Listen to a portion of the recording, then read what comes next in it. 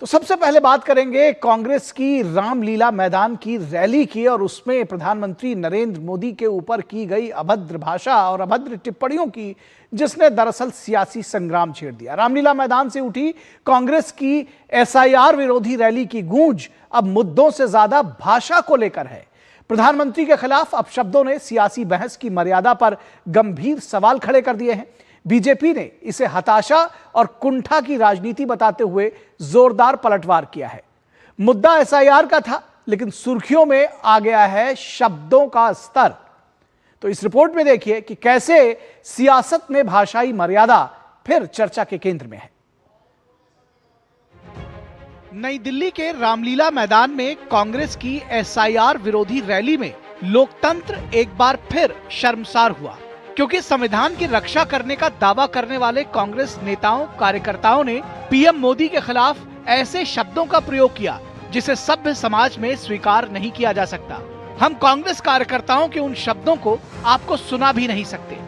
लोकतांत्रिक व्यवस्था में पीएम का विरोध तो ठीक है, लेकिन उन्हें सरेआम अपशब्द कहना किसी भी पार्टी की हताशा से ज्यादा उसके संस्कारों को दर्शाता है। जाहिर है एसआईआर और वोट चोरी का मुद्दा पीछे रह गया और कांग्रेस कार्यकर्ताओं ने अपनी बदजुबानी से राहुल प्रियंका की रैली को विवादित कर दिया।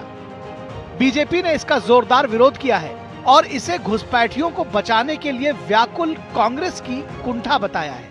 राम विरोधी कांग्रेस की रामलीला मैदान में हुई कुंठाग्रस्त घुसपैठिया परस्त रैली में आदत से मजबूर होकर और फ्रस्ट्रेशन से भरपूर होकर प्रधानमंत्री श्री नरेंद्र मोदी जी के लिए एक बार फिर अपशब्दों का, अभद्र शब्दों का और गालियों का प्रयोग किया गया। यह दर्शाता है कांग्रेस पार्टी अब मुस्लिम लीगी माओवादी एजेंडा के तहत चलते हुए एक राजनीतिक दल के स्थान पर अराजकता का मंच बनती चली जा रही है। राजनीति में भाषाई मर्यादा की एक गिरावट परेशान करने वाली है, लेकिन ये पहला अवसर नहीं है जब पीएम मोदी के खिलाफ आक्रोश को विरोधियों ने अपशब्दों में तौला हो।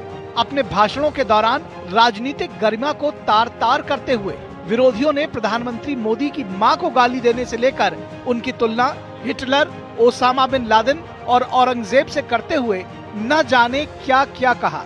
खुद कांग्रेस की सर्वमान्य नेता सोनिया गांधी ने उन्हें मौत का सौदागर तक कह डाला। फहरिस्त लंबी है, लेकिन हर अमर्यादित बयान पर जनता ने बीजेपी की जीत दर्ज कराकर मोदी विरोधियों को करारा जवाब दिया। कुछ इस प्रकार के नारे लगे हैं जो कि बहुत आपत्तिजनक है, और कुछ इस प्रकार के वहां गेटअप में लोग आए थे। किसी को इलेक्शन कमिश्नर बनाया गया था, कैदी के रूप में दिखाया गया था, कोई पुलिस बन के आया था, घसीट के कैदी को लेके जा रहा था। यह भारतवर्ष की संस्थाओं के ऊपर, संवैधानिक कॉन्स्टिट्यूशनल इंस्टीट्यूशंस के ऊपर राहुल गांधी और उनकी पार्टी का प्रहार है। यह सर्वविदित है कि एसआईआर का जमकर विरोध करने के बावजूद कि बिहार में जनता ने कांग्रेस को धूल चटाकर अपना फैसला सुनाया, फिर भी राहुल गांधी की अगुवाई में कांग्रेस ने इस मुद्दे पर हंगामा जारी रखा और संसद में इस पर खुलकर बहस भी हुई।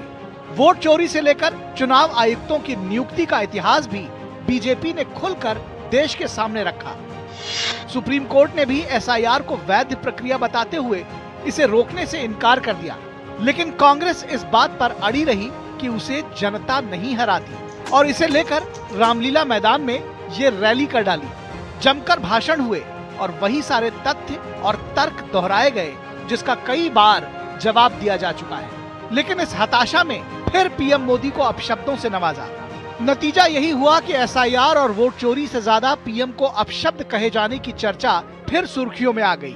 जाहिर है राजनीति के क्षेत्र में तो साधन और साध्य दोनों पवित्र रखने पड़ते हैं। निशांत राय के साथ ब्यूरो रिपोर्ट, डीडी न्यूज।